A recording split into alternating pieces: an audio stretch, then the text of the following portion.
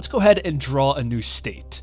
We're going to keep it simple, a basic shape, nothing fancy, and we're going to encompass at least one major city. Something like this would have a GDP of roughly $2.7 trillion, putting it roughly on par with a state like Texas. The population would be huge at 52 million, and the total land size will rank it as the 18th largest. So this would certainly be a very powerful, influential state, but it would also be terrible and pointless, because what makes a state good isn't its raw GDP, population numbers, but rather its cohesion and accurate representation. Because the entire point of a state is to give more autonomy and representation to specific regions of the United States. Because that's really the only effective way to govern and represent a landmass of this size. You have to break it up into more manageable chunks that can serve the people better. Take a state like Iowa, they do a pretty good job at representing one pocket of the country based around agriculture. This allows the local government to be best set up to operate in this environment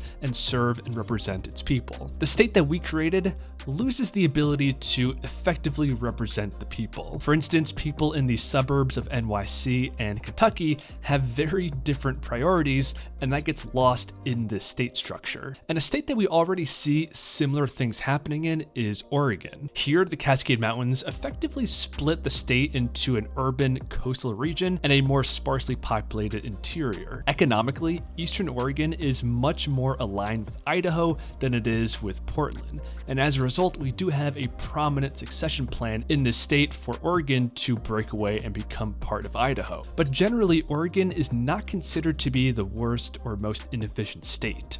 That title actually goes to Maryland. If we isolate the state, we can see just how arbitrary these borders truly are. The core of Maryland is around the Chesapeake Bay. This area is very urban, productive, economically similar, but then we have a portion of the Delmarva Peninsula and this random bit of the Appalachian Mountains that are both barely connected to the core of the state. So let's redraw the borders of Maryland to more effectively dish out representation.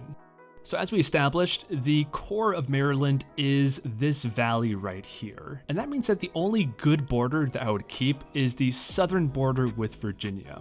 This follows the Potomac River, a natural dividing feature, and I would keep it all the way until it meets the ridge line here of the Appalachian Mountains. At this point, I would cut north, following this ridge line, possibly including Harrisburg, but then continue to follow this ridge line all the way until the border with New Jersey, which is based around the Delaware River, which is another nice natural dividing feature. So we would follow this all the way past Philadelphia. And then here we have a decision to make. We can either fully delete Delaware and take over the entire Delmarva Peninsula, or we can give the entire peninsula to Delaware.